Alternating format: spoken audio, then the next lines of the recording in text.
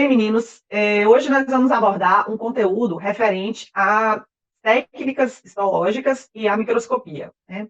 Por que é importante falar a respeito, né, desse conteúdo?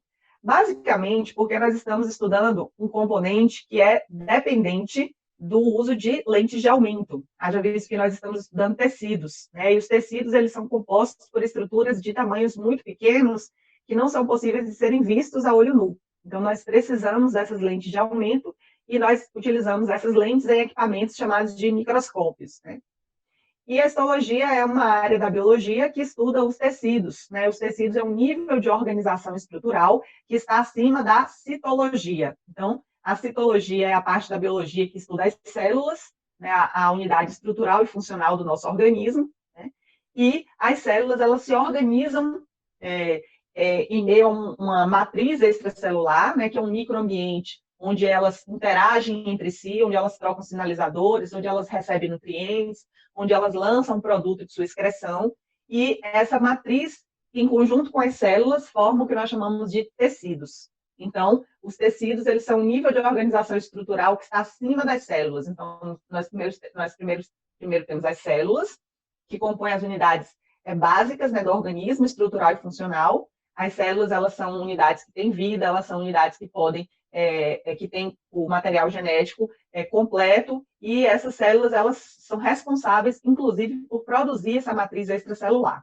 E essa matriz extracelular passa a ser o meio através do qual elas podem sobreviver, podem dispor de recursos para produzir energia, podem dispor de recursos para trocar sinalização entre si, porque, basicamente, para que as células elas entendam que elas precisam se multiplicar, ou entendam que elas precisam realizar uma atividade funcional, elas precisam receber uma sinalização. Então, as células, elas não têm autonomia para funcionar, elas necessitam de uma sinalização que vai fazer com que elas compreendam o que o organismo precisa que elas realizem. Então, a célula não trabalha para o seu bem-estar exclusivo. As células, elas trabalham para o bem do organismo. Então, tem que haver um controle para que a célula compreenda o que o organismo necessita que ela realize. E essa sinalização, ela fica possível graças a essa matriz extracelular. Então, as células e a matriz extracelular compõem essa organização estrutural que é chamada de tecido e que é o objeto de estudo da histologia. Então, nós temos as células, os tecidos eles se organizam em proporções diferentes e compõem estruturas chamadas de órgãos. E aí os órgãos realizam funções específicas e no organismo nós temos órgãos diversos funcionando. Esses órgãos, quando eles estão voltados para determinadas funções, eles compõem sistemas, né? Então, células, tecidos, órgãos, sistemas, e aí os sistemas trabalhando de maneira coordenada, de maneira integrada, compõem essa máquina, que é a máquina mais perfeita que existe, né? No sentido de poder produzir outra semelhante, no sentido de poder reparar estruturas danificadas até uma determinada magnitude, e que é o corpo humano. Então, nós estamos trabalhando com tecidos humanos, né? Então, nós vamos estudar esses tecidos humanos. Ocorre que esses tecidos humanos, eles não podem ser vistos a olho nu. Então, em decorrência disso, nós precisamos dos microscópios, tá? Só que, para que a gente utilize os microscópios e a gente visualize os tecidos, nós não podemos simplesmente colocar, por exemplo, a mão lá no microscópio e querer enxergar essa estrutura, né? O microscópio, principalmente esse que nós empregamos no nível da graduação, é um microscópio chamado de microscópio óptico, certo? E o microscópio óptico, ele nos permite visualizar as estruturas graças a um feixe luminoso que atravessa essa estrutura. Então, o feixe luminoso, ele só consegue atravessar a estrutura se ela for suficientemente fina. Então, eu preciso ter uma fatia muito fina do tecido para que a luz consiga atravessar essa estrutura e, então, ela possa chegar até a nossa retina e a gente conseguir visualizar, certo? Então, nós precisamos de técnicas para obter fatias finas dos tecidos, de forma que a gente consiga que a luz atravesse essas fatias finas e aí a gente consiga identificar a organização. À medida que a gente consegue identificar a organização de uma fatia fina, a gente está conseguindo identificar a organização daquele tecido. Então, se eu quero, por exemplo, estudar a pele, eu não vou obter fatias paralelas à superfície, eu preciso obter fatias profundas, que sejam perpendiculares à superfície, porque aí eu vou pegar o tecido mais superficial e os tecidos que estão abaixo dele. Então, como a gente viu lá na videoaula 1 de tecido epitelial, O tecido mais superficial, aquele que reveste toda a superfície do corpo, que é composta pelo maior órgão do corpo humano, que é a pele, esse tecido é o epitélio. O epitélio é um dos tecidos que compõe este órgão, que é a pele, que é o mais externo da pele. Então, se eu quiser estudar a pele, eu não posso obter uma fatia do epitélio, porque o epitélio é só um tecido que compõe a pele. Eu preciso ter a noção da profundidade, eu preciso ver como que é o mais superficial e os que estão abaixo, né? Então, na pele, o que vem abaixo do epitélio, que é a epiderme, é um conjuntivo que a gente chama de derme. E abaixo da derme, um adiposo que a gente chama de hipoderme. Então, para eu estudar a pele, eu preciso pegar essa profundidade para eu conseguir visualizar como que é a organização da epiderme, como que é a organização da derme, como que é a organização da hipoderme. Então, em linhas gerais, nós precisamos, então, ver como esses tecidos se relacionam entre si. Então, eu não posso fazer uma secção de um apenas, eu preciso visualizar todos e a inter-relação entre eles. Então, eu preciso realizar técnicas para obter fatias finas dos tecidos, de forma que eu possa levar eles no microscópio, que possui lentes de aumento, e aí me permita visualizar qual a característica desses tecidos, como são as células que compõem esse tecido, como que é a matriz extracelular, se eu tenho muita matriz extracelular, se eu tenho pouca, se eu tenho mais células do que matriz, se todas as células são iguais no tecido, ou se algumas são, ou se a maioria é igual e apenas uma minoria é diferente, ou se eu tenho células de diversas formas nesse tecido. Então, o que me permite identificar quais são os tipos celulares que existem no tecido, qual que é a forma desses tecidos, é justamente essa observação que a gente consegue fazer. E isso só foi possível com a descoberta dessas lentes de aumento que permitiram a confecção deste equipamento, que é o microscópio, que a gente vai falar a respeito dele nesta abordagem de hoje. Então, eu vou falar, basicamente, como que a gente consegue obter uma fatia muito fininha de uma estrutura, então, de um órgão, por exemplo, ou da pele, ou da mucosa bucal, ou do rim, ou do fígado, não importa de que órgão seja, certo? Eu posso ter cortes histológicos, tanto de tecidos moles quanto de tecidos duros. Porém, as técnicas histológicas, elas vão se adequar. Então, se eu tiver tecidos duros presentes, aí, quando nós formos, por exemplo, lá para frente abordar tecido ósseo, aí eu vou comentar com vocês qual que é a forma de preparo histológico para que a gente consiga visualizar o tecido ósseo, porque já tem uma variação pequena. Se eu quiser visualizar o sangue, por exemplo, que é um tipo de tecido conjuntivo também, eu vou precisar de uma técnica diferente daquela que eu vou empregar para visualizar tecido ósseo. Então, o sangue ele é um tecido líquido, e para visualizar o sangue, eu faço uma técnica chamada de esfregaço sanguíneo. Então, o esfregaço sanguíneo é uma técnica que eu utilizo para visualizar o tecido líquido, que é o sangue, que vai ser diferente daquela que eu emprego para visualizar a pele, que é um tecido frouxo, ou seja, que não é nem líquido como sangue e nem duro como osso. Então, nessa abordagem que nós vamos fazer hoje, nós vamos fazer uma abordagem que nos permite estudar, por exemplo, a estrutura da pele, que é formada pelo epitélio, que é formada que é a epiderme, pela derme. Então, estruturas semelhantes à pele, tecidos como a pele, que não são duros como o osso e nem líquidos como o sangue, eles seguirão essa técnica de preparação rotineira laboratorial que eu vou comentar hoje nessa nossa atividade, tá? Então, eu vou fazer aqui a apresentação dessa atividade.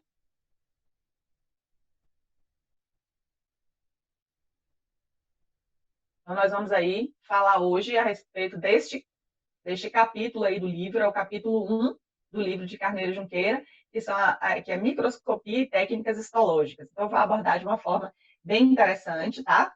Para que vocês entendam que essa técnica que nós vamos empregar para as nossas aulas, elas são técnicas que nós empregamos basicamente com tecidos normais, ou seja, nós vamos fazer cortes histológicos de espécimes de laboratório, geralmente a gente pega de cobaias de laboratório, de vários órgãos, de vários tecidos, para que a gente possa conhecer essa estrutura de normalidade.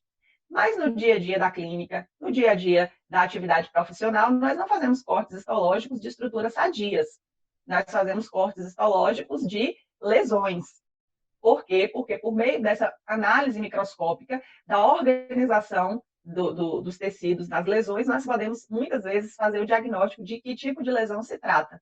Então, as técnicas histológicas, que nós chamamos de histopatológico, o histopatológico é geralmente o padrão ouro do diagnóstico de muitas lesões de tecidos moles, de tecidos duros. Então, se a gente quiser, por exemplo, fazer um diagnóstico de um cisto, um diagnóstico de um tumor, seja ele maligno, seja ele benigno, um diagnóstico de quaisquer tipos de lesões teciduais. Nós temos o exame clínico, que é aquele que a gente vai utilizar os nossos órgãos do sentido para poder descrever as características, coloração do tecido, consistência, né, volume. E nós temos as técnicas de imagem. Então, nós podemos, por exemplo, para tecidos moles, a gente pode, por exemplo, utilizar ultrassonografias. Para tecidos duros, a gente pode utilizar radiografias. Mas, quando nós queremos fazer diagnóstico de lesões, o padrão ouro, quer dizer, aquele tipo de recurso de exame complementar que nos permite chegar à condição mais, a melhor condição para se determinar o que é aquilo é justamente o histopatológico. Então, o histopatológico é a condição em que eu faço uma análise de uma lesão. Aqui nós não estamos falando de histopatológico, porque nós vamos conhecer os aspectos de normalidade, então nós estamos falando do histológico, certo? Então, para que a gente consiga fazer uma observação de um tecido no microscópio, o primeiro recurso, né, o primeiro passo que nós precisamos ter é obter esse tecido, né? Então, a gente vai obter esse tecido. Então, a obtenção do tecido, nós dizemos que é a obtenção do espécime. Então, o espécime é aquele tecido, aquela parte, né, que eu quero observar, que eu quero estudar, que eu quero ver, né, como está organizado. Então, os tecidos normais, eles já têm a sua organização típica, que é o que a gente vai conhecer aqui, né? E essa organização típica, essa organização normal, serve como base comparativa, porque quando a gente estiver diante de uma lesão, essas lesões elas têm alterações nas células. Então, por exemplo, se as células epiteliais elas têm como característica terem uma determinada forma, terem uma determinada coloração, e numa determinada lesão, essa forma ela se altera, nós podemos visualizar isso na lâmina. Então, por essa razão é que nós temos o histológico como padrão ouro, porque nós vamos ver o que aconteceu na célula, qual foi a alteração no tecido que está produzindo aquela alteração clínica, que pode ser o aparecimento de uma bolha, que pode ser o aparecimento de um nódulo, que pode ser o aparecimento de um aumento de volume qualquer. Tá? Então, nas nossas aulas, nós vamos utilizar lâminas que foram confeccionadas por essas técnicas, só que nós vamos utilizar lâminas de tecidos normais, que é para que a gente tenha a base de comparação. Então, à medida que eu tenho a comparação, que eu sei como que é um tecido epitelial normal, como que é um conjuntivo normal, como que é um tecido ósseo normal, eu posso pegar uma lesão e ver qual foi a alteração que ocorreu. E aí, a partir dessa alteração, eu sei que aquele tecido ele não está como deveria. Então, eu sei que ali ele tem uma condição patológica. Tá? Então, aqui eu vou trazer para vocês uma condição, né, que acontece, por exemplo, na clínica. Então, aqui eu tenho um instrumento, né, que é chamado de saca-bocado ou punch. Então, esse instrumento, ele obtém, né, uma secção de um tecido. Então, a gente aprofunda ele no tecido, ele promove um corte, e aqui no interior ele vem a parte do tecido que a gente vai estudar. Então, veja que aqui ele está removendo uma lesão na pele. Então, seria uma questão do cotidiano da clínica, fazer uma remoção de um tecido para o estudo dessa lesão que surgiu aí. O que é essa lesão? Do que se constitui? Que tipo de células estão presentes? Qual que é a organização dessa lesão? Isso é o dia a dia da rotina clínica. Aqui, como já comentamos, nós não vamos estudar lesões, nós vamos estudar os aspectos de normalidade. Então, este procedimento, quando ele é realizado na clínica, de retirada, de obtenção do espécime, nós denominamos de biópsias. Então, se ele é realizado em paciente vivo, né, onde nós estamos retirando uma parte desse tecido para estudo, esse tipo de procedimento cirúrgico, né, nós estamos realizando um procedimento cirúrgico de retirada de tecido. Então, no tecido vivo, ele é chamado de biópsia. Então, é a retirada do tecido vivo para estudo. Depois que nós fazemos a biópsia e coletamos o espécime, aí nós vamos enviar para o laboratório para o exame histológico, no caso da lesão, para o histopatológico. Então, isso aqui é uma representação de um tipo de procedimento cirúrgico chamado de biópsia. Existem tipos diferentes de biópsia. Aqui eu só estou basicamente apresentando para vocês que, para que eu realize o estudo histológico, primeiro eu tenho que obter o tecido. Então, geralmente, na histologia, nós obtemos tecidos todos de cobaias vivas, né? Nós queremos ver a estrutura da organização histológica normal dos tecidos. Se o organismo ele perde a vida, ele vai perder a capacidade de produzir energia, e a partir daí as células elas vão se alterar, e aí não vai mais interessar para a gente na histologia, porque as células alteradas, elas aí já não estão mais demonstrando seu padrão de normalidade. Então, aqui nós estamos obtendo o espécime, e a obtenção do espécime na clínica, ele é um procedimento clínico chamado de biópsia, certo? Se o paciente, ele é um paciente que está aí para fazer um laudo pós-mortes, a gente está realizando, nesse caso, uma necrópsia. Então, se o paciente é vivo, o corte histológico é chamado de biópsia. Se o paciente, ele é um paciente que já foi a óbito, isso aí é uma necrópsia, que é um corte, psia vem de corte, né? Bio, vida, de tecido vivo. Então, biópsia é um corte de tecido vivo, necrópsia é um corte de tecido morto. Na histologia, nós vamos realizar biópsias de tecidos normais, né? E geralmente são de cobaias que produzem lâminas permanentes. Então, essas lâminas permanentes, quando elas são confeccionadas, elas duram um longo tempo e elas podem ser utilizadas durante, né, várias turmas de graduação para que a gente possa conhecer as características de normalidade dos tecidos. Então, aqui nós estamos obtendo o espécime, certo? Então, depois que a gente retira o tecido, nós precisamos garantir que esse tecido ele não sofra alterações significativas. Então, veja, enquanto o tecido ele está ligado ao organismo, ele está sofrendo, ele está recebendo vascularização. E ao receber vascularização, ele está mantendo a sua vida, está mantendo as condições básicas para produzir energia e manter a integridade da sua estrutura. Quando nós obtemos o espécime, nós estamos retirando essa parte do tecido do organismo e agora ela vai perder a circulação sanguínea, de forma que ela não vai mais receber os nutrientes e o oxigênio necessários para que ela se mantenha viva. Então, se nós retirarmos o tecido e nós não realizarmos nenhuma técnica para preservar essa estrutura, em pouco tempo o que vai acontecer é que esse tecido ele vai começar a necrosar.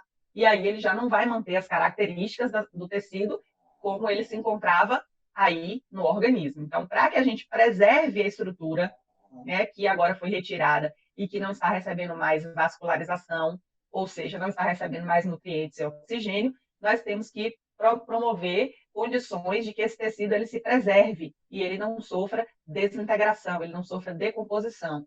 E, para isso, nós realizamos uma técnica laboratorial, uma técnica prévia ao laboratório em si, mas já é uma preparação laboratorial, que é chamada de fixação.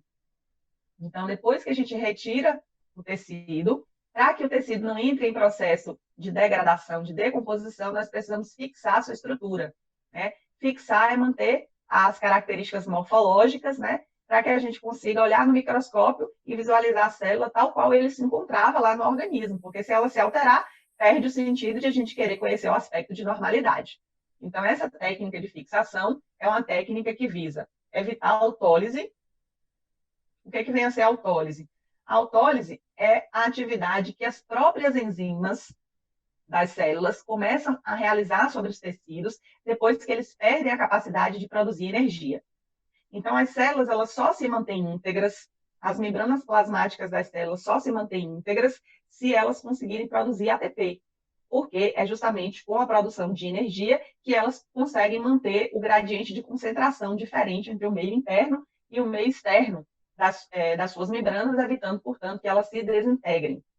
Quando a célula ela não tem mais energia, vai iniciar um processo de ruptura das estruturas do tecido e, dentre essas estruturas, a ruptura dos lisossomos, que são organelas intracelulares cheias de enzimas líticas. E essas enzimas, ao serem liberadas, elas começam a destruir o tecido enzimaticamente, a produzir, portanto, um fenômeno chamado de autólise, ou seja, autolise, autoquebra, autodestruição enzimática. Então, quando nós morremos, o nosso organismo ele inicia esse processo autolítico. Então, para que isso não ocorra nesse espécime que eu quero estudar, porque se isso ocorrer, ele vai alterar as características de normalidade, eu tenho que produzir a fixação para que se evite este fenômeno, que é um fenômeno de autodestruição a partir das próprias enzimas existentes dentro da célula, que é chamada de autólise. Além de evitar a autólise, eu preciso evitar a ação de micro-organismos. Então, os micro-organismos do meio, eles, inclusive, que fazem parte, por exemplo, da estrutura da superfície da pele, a partir do momento em que eles têm mecanismos de chegar até o tecido conjuntivo, eles podem iniciar um processo de degradação desse tecido, que, obviamente, não vai ser interessante, porque vai alterar as características de normalidade. E Outras funções secundárias da fixação seria endurecer o fragmento, porque se o fragmento estiver muito amolecido, ele vai dificultar um pouco as técnicas laboratoriais. Então, quando ele endurece os fragmentos, eu vou conseguir melhorar, a partir de agora, os preparos que eu vou precisar realizar para que eu obtenha a fatia fina do tecido sem danificar essa estrutura. Tá? Então, eu vou fixar para preservar essa estrutura. E de que forma eu vou preservar a estrutura? Evitando a autólise e evitando a ação de micro-organismos. Então, essa forma aqui, que é a fixação, ela é feita por meio da imersão do espécime em líquido fixador.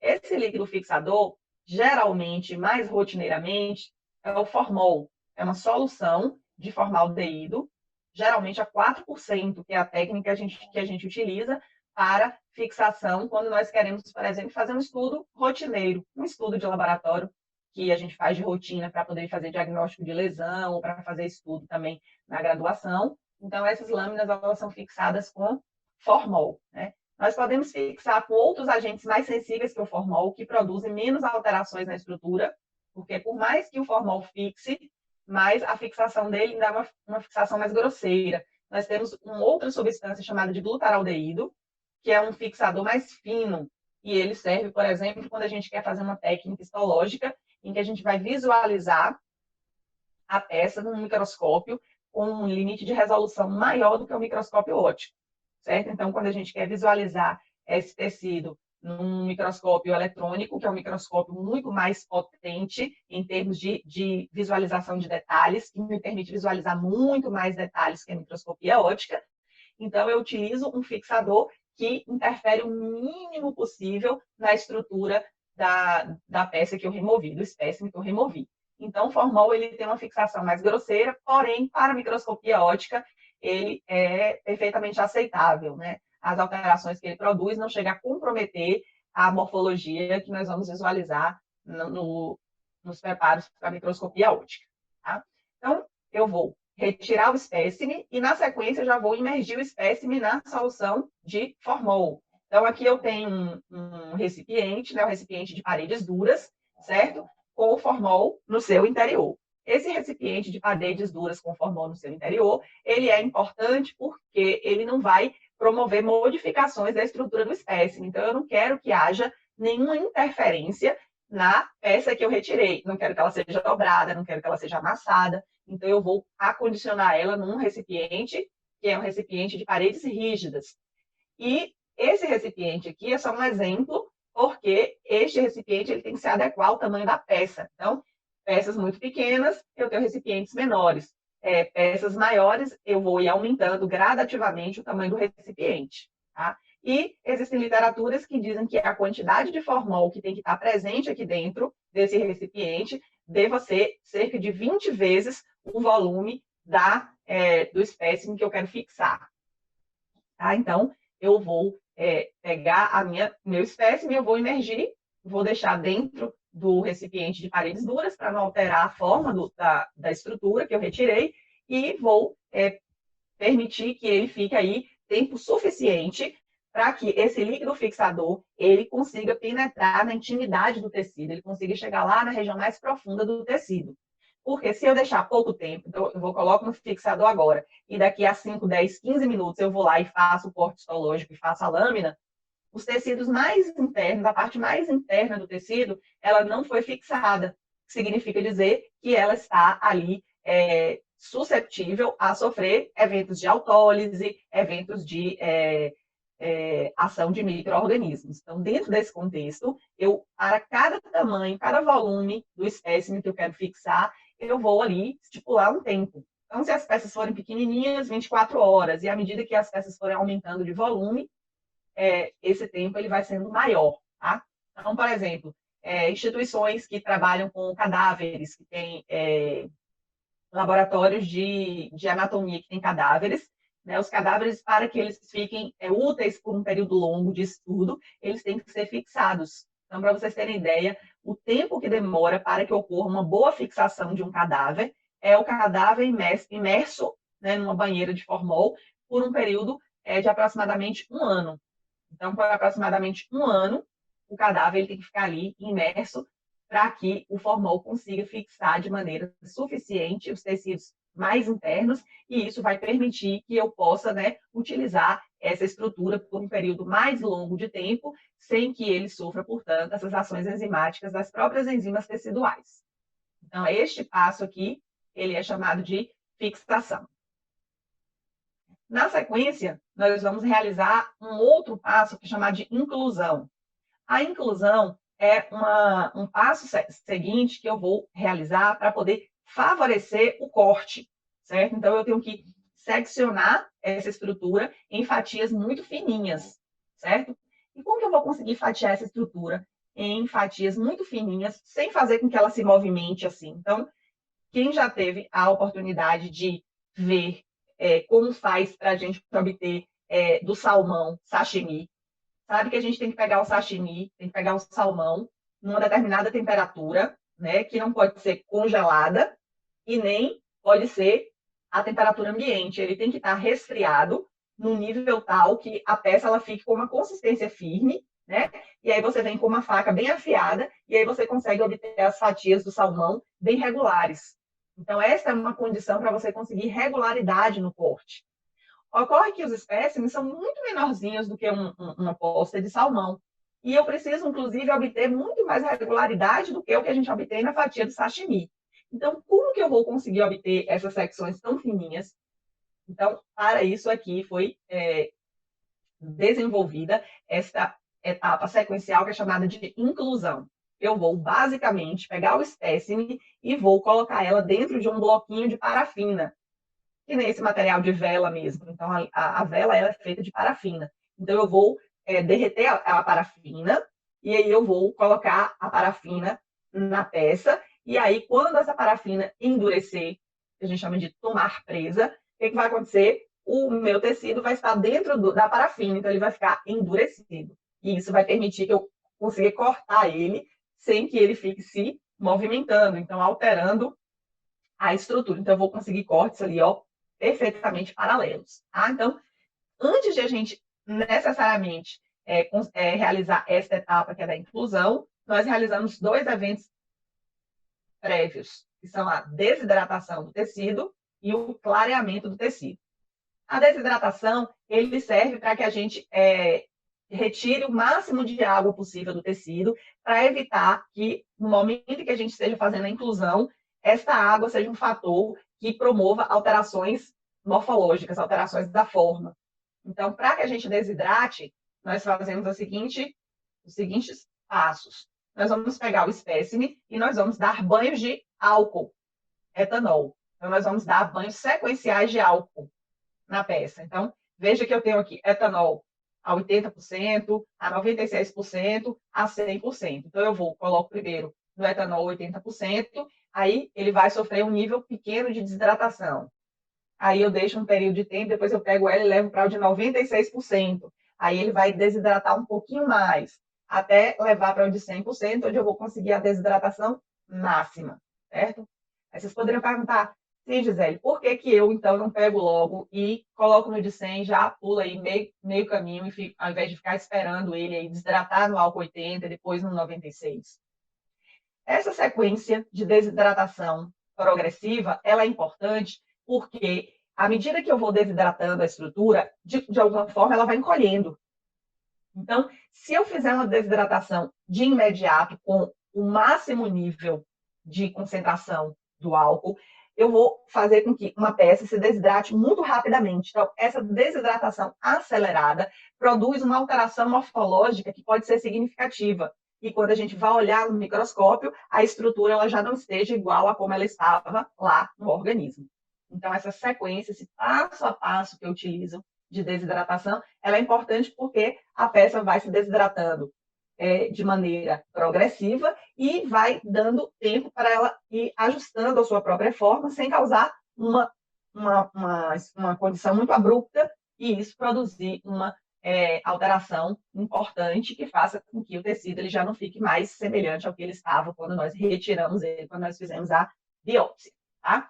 E aí, quando nós terminamos essa etapa de desidratação, nós imergimos o espécime em uma solução, na verdade, formada por xilol, né? Que é o xileno, né? O xilol é um diluente que nós empregamos, que ele tem características mais próximas com a parafina do que o álcool. Então, quando nós vamos posteriormente utilizar a parafina, se a peça estiver com álcool no seu interior, a parafina ela não consegue penetrar nesses espaços que o álcool se encontra, porque eles não têm tanta afinidade química. Mas o xilol, ele tem mais afinidade química com a parafina. Implica dizer que quando eu tirar ele do álcool e colocar no xilol, o xilol ocupa todo o espaço do álcool. E aí todos os espaços internos do tecido, eles vão ser preenchidos pelo xilol. Quando eu for colocar a parafina ela consegue retirar o xilol e ocupar o espaço. Com o álcool ela não teria essa mesma capacidade, tá? Então, quando eu colocar o espécime no xilol, o que vai acontecer? Automaticamente o xilol vai produzir um clareamento da peça. Então, este clareamento faz com que o tecido ele fique com um tom mais esbranquiçado do que o que ele tinha no momento em que a gente retirou ele, tá? Então, a desidratação é essa sequência de imersão no álcool e o clareamento é o processo em que a gente imerge ele no xilol, ok? Nós falamos até aqui que primeiro eu obtenho o espécime, depois eu fixo para poder garantir as características morfológicas e impedir que hajam eventos enzimáticos ou bacterianos ou próprio de enzimas das células. E, na sequência, eu vou produzir uma etapa chamada de inclusão. Nessa etapa, eu vou, basicamente, tornar essa estrutura incluída dentro de um bloquinho de parafina, que vai facilitar a secção, que é o corte, né? E aí, quando eu obtiver esses cortezinhos finos, aí eu vou conseguir colocar ele na lâmina e visualizar no microscópio. Porque se eu colocar uma peça muito grossa lá, a luz não vai atravessar a estrutura e eu não vou conseguir ver, ela é opaca. Né? Estruturas muito espessas são opacas, a luz ela não atravessa. Mas à medida que ele fica fininho, a luz atravessa e a gente consegue enxergar. Para que eu inclua, então eu primeiro desidrato, para que não haja muita alteração morfológica. Depois eu passo no xilol, que vai remover o álcool e vai facilitar a penetração da parafina na intimidade do tecido. Ocorre que o xilol, ele também clareia, tá? Aí, na sequência, o que eu vou fazer? Eu vou utilizar essas peças aqui de laboratório, ó. São chamadas de esquadros de Leucart. Os esquadros de Leucart são essas duas peças aqui, ó, que tem formato de L, certo? Veja que eu vou encaixá-los de forma que eles vão formar uma estrutura que é como se fosse um quadradozinho aqui no meio, certo? Eles servem para que eu crie o meu molde para colocar a parafina. Então, eu pego a parafina, eu vou fundir a parafina. Então, eu vou pegar a parafina sólida e eu vou fundir ela para transformar ela em líquido, certo? Gisele, por que a parafina? Né? Não poderia ser outra estrutura? A parafina, ela demonstra satisfatória pelo fato de que eu consigo fundir a parafina a uma temperatura próxima de 60 graus. Essa temperatura de 60 graus, ela não destrói o tecido. Então, se eu pegasse um outro tipo de elemento, e para eu fundir esse elemento e confeccionar um bloquinho, a temperatura fosse tipo 70, 80 graus, quando eu colocasse esse material líquido na peça, ele derreteria a peça. Então, eu não quero ter isso, não quero ter alteração da peça. Então, a parafina derretida, ela chega a uma temperatura de 55, 60 graus, que é tolerável. Isso não vai causar alteração morfológica da peça. Então, a parafina, ela se mostra satisfatória nesse aspecto. Eu posso colocar ela sobre o tecido, e aí, quando eu coloco em temperatura ambiente, ela toma presa, ela endurece. Então, isso vai fazer com que eu consiga colocar ela líquida no tecido, e ela endureça, e necessariamente eu não altere, não danifique o tecido. Então, com esses esquadros de Leucart, eu vou fazer esta organização. Eu vou encaixar um L no outro L, tá vendo? Eu vou colocar a peça, o espécime aqui no centro, tá? Então, tem uma peneirazinha, eu coloco a peça dentro da peneirazinha e coloco a peneirazinha aqui dentro desse quadradinho aqui, certo? E aí eu venho com a parafina que já estava liquefeita e aí eu vou preencher esse espaço aqui que eu criei. Então, se a peça for menor, eu encaixo para um espaço menor. Se a peça for maior, eu afasto um pouco mais E esse quadro de Leucart, ele vai me permitir fazer aumentos um pouco menores, um pouco maiores, para eu moldar a parafina. Depois que eu obtive essa parafina líquida aqui, o que eu vou fazer? Eu levo isso aqui na estufa por um período de tempo, com ele ainda líquido, para que o xilol possa sair de dentro. Então, o xilol ele vai sendo evaporado de dentro da estrutura, e aí a parafina vai tomando esse espaço interno.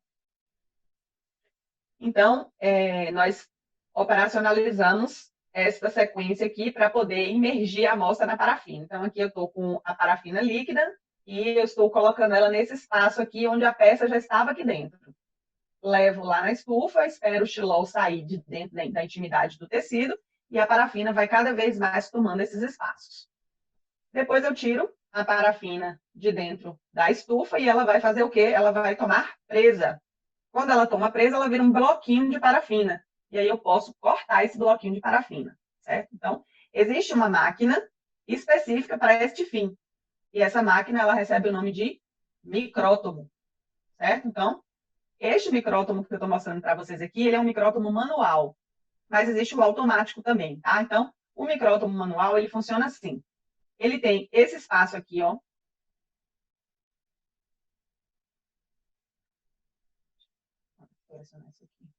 Ele tem esse espaço aqui, ó.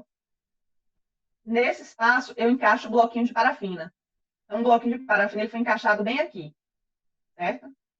E ele tem esta alavancazinha, essa manivela, tá vendo? Então, eu encaixo esse bloquinho de parafina. Essa estrutura aqui, onde o bloquinho de parafina está encaixado, quando essa manivela gira, esse bloquinho faz esse movimento, ó. Ele desce e ele sobe. Então, ele desce, sobe, desce, sobe, desce, sobe. Para que ele faz esse movimento de descer e de subir? Se vocês estiverem vendo essa rampazinha aqui, ó, essa rampa, na pontinha dela, aqui, nessa pontinha dela, ela é como se fosse um canivete bem afiado. Então, à medida que o bloquinho desce, ele corta, faz uma fatia bem fininha. Então, inicialmente, esse bloquinho está irregular. Então, a gente vai girando a manivela e ele vai cortando, cortando, cortando, cortando, cortando o bloquinho e vai ficando pedaços no meio, abertos, furos no meio, até que a gente consegue deixar esse bloquinho mais reto possível, mais paralelo. Quando ele fica bem paralelo, quando a gente faz um corte da superfície, o que vai acontecer? O corte vai vir inteiro. E aí ele já está pronto para que a gente possa pegar ele e colocar na lâmina. Então, veja aqui nessa sequência,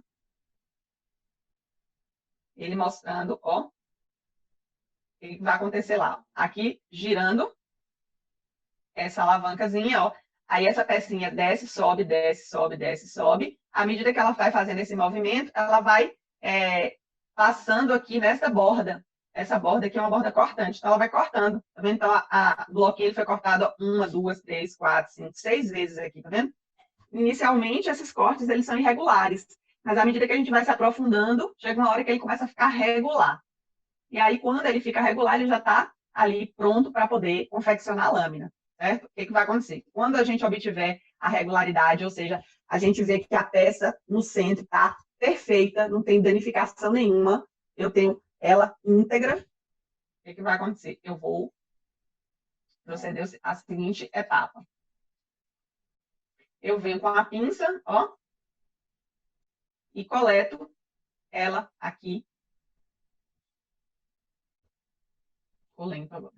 Então, eu venho com a pinça e vou coletar um desses aqui, ó. E aí, aqui embaixo, tem uma vasilha, um recipiente com água, tá vendo? Isso aqui é água. E essa água é uma água aquecida, a gente chama de banho-maria. A gente pega essa fatiazinha fininha, para vocês terem ideia da espessura dela, ela é da ordem de micrômetros. Ela é muito fininha.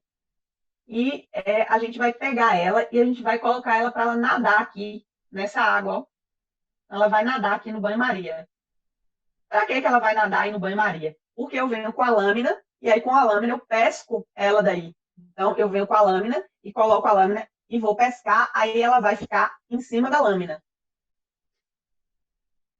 Certo? Então, depois que eu obtiver a secção sem danos na estrutura interna, essa estrutura ela vai para o banho-maria, para ela se abrir todinha, para ficar bem aberta, certo? Porque como ela é bem fininha, se eu quiser coletar ela de qualquer jeito, ela pode dobrar, ficar mal colocada em cima da lâmina. Então, no banho-maria ela se abre toda, então eu coloco várias no banho-maria. Então, várias dessas aqui eu vou colocar no banho-maria nadando. E a que tiver melhor, mais aberta de todas, aí eu venho com a lâmina e pesco ela.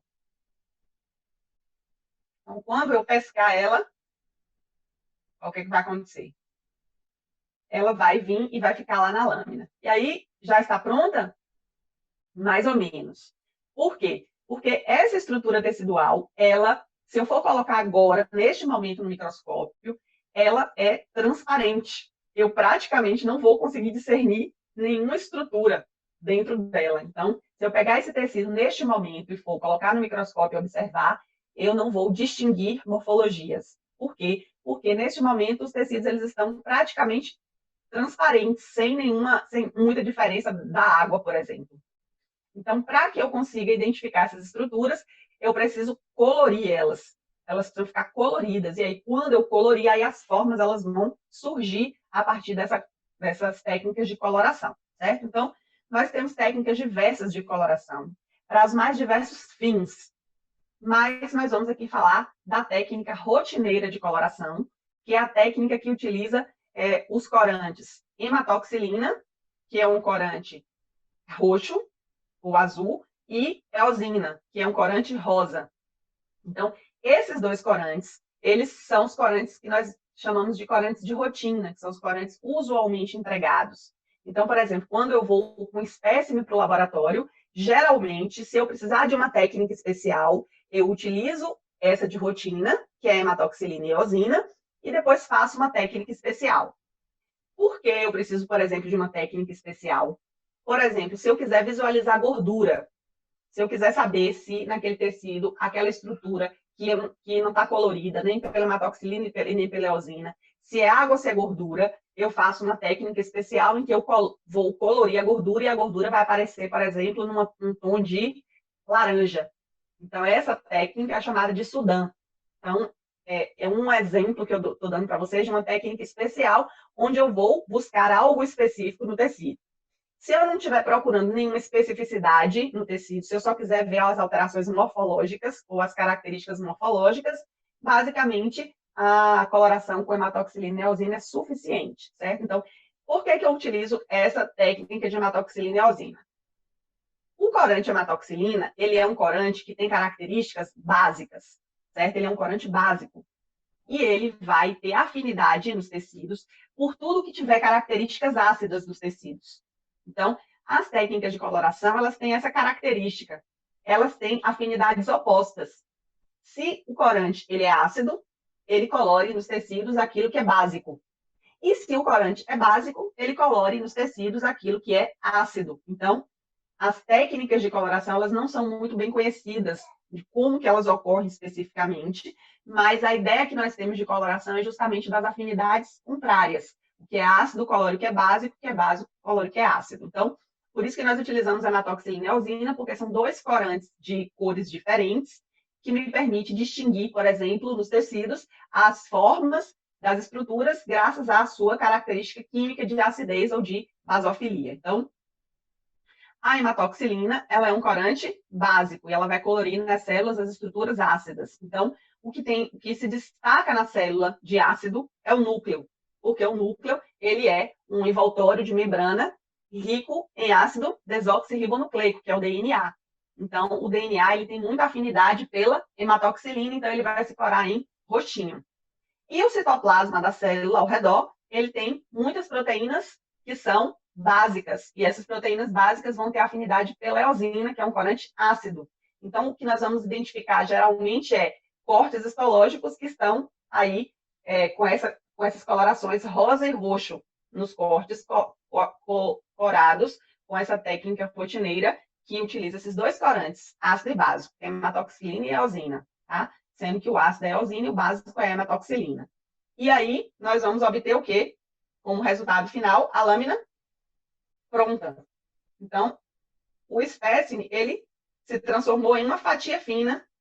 Essa fatia fina, ela foi cortada no micrótomo, e aí ela banhou lá, ela ficou lá, boiando lá no banho-maria, e aí eu vim com a lâmina e pesquei ela, e ela ficou aqui na superfície da lâmina. Como ela era transparente, não me permitia enxergar isso no microscópio. Então, para que eu consiga visualizar no microscópio, eu preciso colorir. E aí eu vou utilizar as técnicas de coloração, que tem como princípio as afinidades tintoriais opostas. O que é ácido colore o que é básico colore o que é ácido, e assim eu vou conseguir agora visualizar a forma dessas estruturas. Então, aqui eu tenho a lâmina pronta, certo? Depois que a lâmina está pronta, se eu pegar e passar a unha aqui em cima, eu consigo retirar o tecido daí. Eu destruo essa estrutura. Então, para proteger essa lâmina, para que ela fique durável por um período longo de tempo, eu vou proceder uma etapa seguinte, que é a de colar aqui em cima uma lamínula. Então, eu venho com uma lamínula e vou colar em cima do espécime, e aí isso vai ter uma durabilidade, ó. Então, se eu simplesmente utilizasse a lâmina e não protegesse com a lamínula, qualquer coisa que tocasse sujeira, poeira, a lâmina tocasse na objetiva na objetiva do microscópio, ela danificaria a estrutura, então ela teria uma durabilidade muito curta. Então, para que a gente aumente a durabilidade da lâmina, aí a gente vai e cola uma lamínula, e aí a nossa lâmina ela vai ficar durável, ela pode ser utilizada por um longo período. Tá? Então, aqui, depois que nós fizemos, a gente espera secar, né? Espera a cola da lamínula secar, e aí a gente vai agora com a lâmina pronta, certo? Então, aqui nós temos uma lâmina pronta, e aí eu vou fazer o quê? Eu vou identificar, ó, para depois eu sempre saber do que se trata. Então, eu vou colocar uma etiquetazinha com a identificação, certo? E aí, depois que eu fizer essa identificação, eu vou poder fazer o quê? Utilizar o microscópio para poder visualizar essa estrutura, certo? Então, nós estamos fazendo um preparo histológico para a microscopia óptica, que é para a microscopia de luz, certo? Se eu estivesse fazendo um preparo histológico para a microscopia eletrônica, eu não iria precisar colorir os tecidos, certo? Na microscopia eletrônica, a forma de obtenção da imagem não se dá da mesma forma, ela se dá por feixes de elétrons, de forma que eu não preciso colorir. Então, todas as vezes que nós virmos uma foto de uma lâmina, se ela for colorida, aquela fotomicrografia, que é a foto da lâmina, obtida a partir de um aumento de microscópio, ela é uma fotomicrografia de um microscópio óptico. Se aquela fotomicrografia ela for em tons de cinza, aí é uma fotomicrografia obtida a partir de uma captura de imagem de um aumento de microscópio eletrônico, certo? Então, o microscópio eletrônico ele tem um limite de resolução muito superior e, geralmente, a gente consegue ver estruturas subcelulares. Eu consigo ver o tamanho da membrana, a característica da membrana plasmática, eu consigo ver a característica da membrana do núcleo, eu consigo ver as organelas, enquanto que na microscopia de luz eu só consigo ver algumas características da célula como um todo, nada que seja subcelular, ou seja, que tenha tamanho menor que a célula. Então, depois que a lâmina está pronta, o que é que nós vamos realizar? A sua leitura. Nós chamamos a observação da lâmina de leitura da lâmina. Então, nós vamos fazer a leitura da lâmina, certo? Então, a leitura da lâmina significa dizer que nós vamos realizar a sua observação no microscópio, certo? Então, aqui nós temos aqui uma imagem levando a lâmina para o microscópio óptico, que é este equipamento aqui que eu vou apresentar aqui para vocês. Então, este aqui é o nosso microscópio óptico, certo? Nas atividades digitais que nós vamos fazer, nós não vamos utilizar especificamente a visualização da imagem direto no microscópio, porque nós vamos já pegar a imagem que foi obtida a partir da visualização do microscópio. Então, quando nós vemos a imagem, que é uma foto que foi tirada do microscópio a partir do aumento que o microscópio permite, nós dizemos que nós estamos analisando uma fotomicrografia. Mas, se eu estiver utilizando a lâmina em si e o equipamento microscópio em si, nós vamos ver a imagem direto da lâmina, certo? Então, aqui nós temos o microscópio óptico, certo? O microscópio óptico, ele é um equipamento óptico e mecânico ao mesmo tempo, certo? Ele é composto por lentes de aumento. Tá? Essas lentes de aumento, elas são as objetivas, que estão aqui presentes nessa lente aqui, que fica acoplada no revólver, e a lente chamada de ocular. As oculares, né, que estão aqui acopladas nessa estrutura aqui, que é chamada de tubo. Então, as lentes oculares é o local onde nós vamos colocar ali o olho. Então, por isso que ela é chamada de ocular, é o local onde nós vamos colocar o olho para a gente poder observar. Essas lentes oculares, elas têm um aumento fixo, certo? Então, as lentes oculares, elas têm aumento, elas aumentam aquilo que elas visualizam em 10 vezes. Então, esse aumento das oculares, ele é fixo, certo? O que varia é o aumento das objetivas, que são essas aqui, certo? Então, as objetivas, elas variam. E elas são objetivas porque elas estão aqui, ó, voltadas para a lâmina, que vai ficar aqui, que é o objeto de estudo. Então, as objetivas estão voltadas para o objeto. Então, nós vamos pegar a lâmina e nós vamos trazer aqui a lâmina no microscópio e nós vamos colocar a lâmina deitada nessa estrutura aqui, que é a platina, certo? Então, nós vamos colocar a lâmina na platina e nós vamos prender a lâmina com esse dispositivo aqui, que é chamado de presilha. Então, as presilhas prendem a lâmina à platina e aí nós conseguimos, por meio de um instrumentozinho do microscópio, movimentar a presilha movimenta, prende a lâmina e a platina ela se movimenta para frente, para trás, para cima e para baixo. Então a platina ela vai se movimentando e a lâmina vai se movimentando junto com a platina. Então se a gente quiser ver uma estrutura que seja mais para trás, a gente movimenta a platina para frente e para trás, e se a gente quiser focar a lâmina, a gente vai poder movimentar ela para cima e para baixo. Então o foco ele está relacionado com a altura que a gente vai colocar a platina, certo? E o movimento para frente e para trás, ele é de posicionamento do melhor local que a gente quer visualizar, né, o espécime. Então, a gente encaixa aqui. Para que a gente visualize, é necessário ter o que o microscópio nos permite, que é a fonte de luz. Então, a fonte de luz, ela sai aqui da base, ó. Ela vai subir, atravessar a lâmina, aí chegar até aqui essa lente, que é a objetiva. Ela vai ser refletida aqui e vai ser redirecionada para a ocular. Então, veja o trajeto. Ó. A fonte de luz ela vai emitir o feixe luminoso, ele vai atravessar a lâmina, vai passar pela lente objetiva, vai ser refletida aqui e vai ser redirecionada para a lente ocular. E aí vai sensibilizar a nossa retina, que vai estar encostada aqui. Certo? Então, esta fonte de luz, ela pode ter a sua concentração de energia aumentada ou diminuída por este equipamentozinho que fica aqui em cima, que é chamado de condensador. O condensador a gente pode abrir e fechar ele e a gente vai direcionando o foco de luz para pontos específicos aqui da lâmina, certo? E aí, para que eu foque a lâmina, ou seja, para que eu coloque a lâmina em um grau que seja, né, nítido para os nossos olhos, eu vou primeiro fazer um foco, que é o foco macro. O foco macro é aquele foco que me permite encontrar a altura da platina correta para que eu consiga visualizar aquela lâmina. E aí, depois, eu posso ajustar o outro comando, que é o micrométrico. E aí, o micrométrico, ele vai ajustar o foco individual da pessoa. Então, o macrométrico, ele é a altura da platina, mais ou menos numa altura em que fique boa para uma visualização ampla, e o micrométrico é para o ajuste individual do grau de cada pessoa, certo? Então, o micrométrico, ele faz pequenas alterações da altura da platina, mínimas, para ajustar ao grau de cada indivíduo. Agora, o macrométrico, ele faz movimentações mais amplas. Então, quando a gente vai utilizar o microscópio, a gente vai colocar a lâmina aqui e a gente vai começar a focar através da menor objetiva de todas, que é a objetiva de 4 vezes. Por que a gente vai colocar a menor de todas? Porque se a gente colocar a menor de todas, quando nós girarmos o macrométrico para buscar o foco da lâmina, a gente vai conseguir fazer com que ele chegue numa altura máxima que não encosta na objetiva.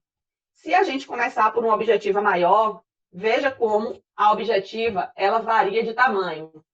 Então, essa objetiva de 4 vezes, essa menorzinha que está aqui encaixada, e aqui no revólver, essa outra objetiva, ó, seria que é a de 1000 vezes. Então, essa objetiva, na verdade, é de 100, certo? 4,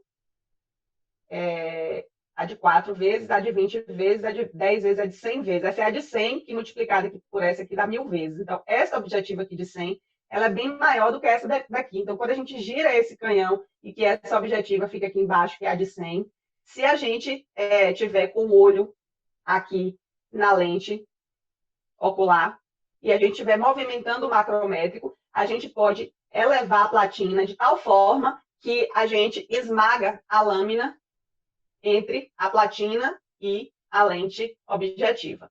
Então, nós vamos sempre focar a lâmina pelo menor aumento, que é o de 4 vezes, e quando a gente encontra um foco macrométrico, a gente já achou a altura ideal a partir da qual eu posso girar o revólver livremente, que ele não vai danificar a estrutura da lâmina.